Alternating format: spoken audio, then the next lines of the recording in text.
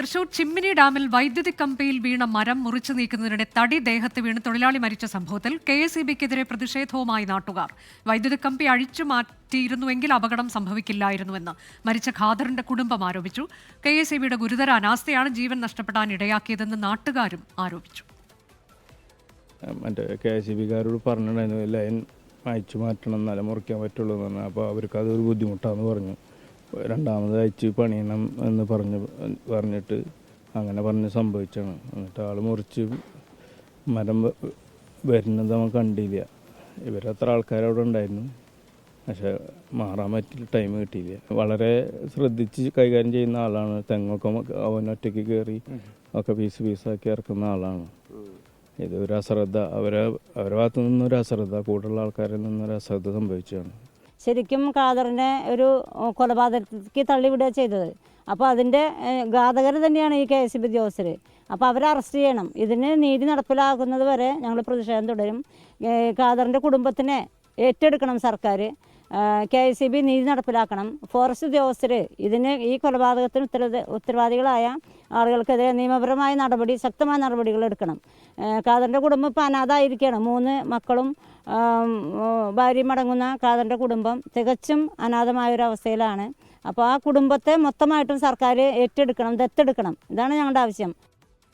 മരണത്തിൽ KSEBക്ക് ഉത്തരവാദിത്തമില്ലെന്ന് മന്ത്രി K. കൃഷ്ണൻകുട്ടി പറഞ്ഞു. വൈദ്യുതി ലൈൻ KSEB ഓഫ് ചെയ്ത് നൽകിയിരുന്നുവെന്നും മന്ത്രി പറഞ്ഞു. മരം വീണാണ് മരിച്ചത്. അതിന് KSEB എന്താ ചെയ്യുക? ഇതാണ് പൊതുവെയുള്ള സ്ഥിതി. എന്ത് വന്നാലും KSEBൻ്റെ തലയിൽ വരുന്ന ഒരു ഏർപ്പാടാണ് ഇപ്പോൾ നടക്കുന്നത്. ഇപ്പോൾ കലക്ടറിൻ്റെ നേതൃത്വത്തിൽ ഒരു കമ്മിറ്റിയെ വെച്ചിട്ടുണ്ട്.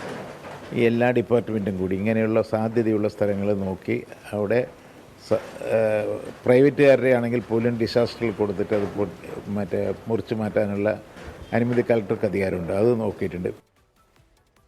സൂരജ് സജി വിശദാംശങ്ങളുമായി. സൂരജ്, നാട്ടുകാരുടെ ആരോപണം അത് മന്ത്രി തള്ളിയിരിക്കുകയാണല്ലോ. നമുക്ക് മനസ്സിലാക്കാൻ കഴിയുന്നത് എന്താണ്?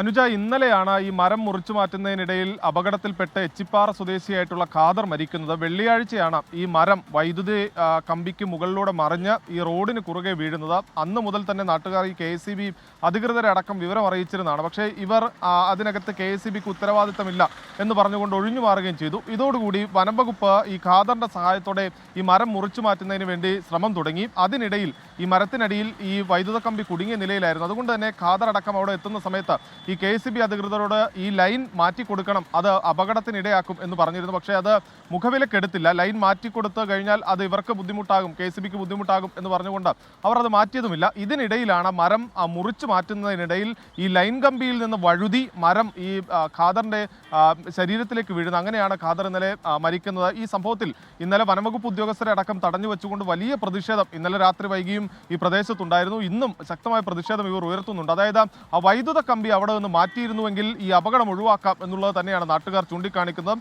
നമുക്കും ബോധ്യമായത് അത് തന്നെയാണ്. എന്തായാലും ഈ അപകടത്തിലേക്ക് നയിച്ചത് ഈ വൈദ്യുത കമ്പി മാറ്റാതിരുന്നതാണ്. അതുകൊണ്ട് തന്നെ ഈ ഖാദറിന്റെ കുടുംബത്തെ സർക്കാർ ഏറ്റെടുക്കണം, അർഹമായ നഷ്ടപരിഹാരം നൽകണം എന്ന ആവശ്യങ്ങൾ ഉയർത്തിക്കൊണ്ടാണ് ഇപ്പോൾ ഈ നാട്ടുകാർ പ്രതിഷേധം കടുപ്പിക്കുന്ന. അനുജ, വൈദ്യുതി ലൈനിലേക്ക് ഒരു മരം വീണു. ആ മരം മുറിച്ചു മാറ്റുന്നതിനിടെയാണ് അന്ത്യമുണ്ടായത്. അതുകൊണ്ട് തന്നെ അത് മുറിച്ചു മാറ്റണം എന്നുള്ള ആവശ്യം അത് നടപ്പാക്കാത്തത് കൊണ്ടാണ് മരണം സംഭവിച്ചതെന്ന് നാട്ടുകാർ പറയുമ്പോൾ മന്ത്രി അത് തള്ളുകയാണ്. ഒരു അന്വേഷണത്തിന് ഒരു കമ്മിറ്റി രൂപീകരിച്ചിട്ടുണ്ട് എന്നുള്ളതാണ് മന്ത്രിയുടെ വാദം.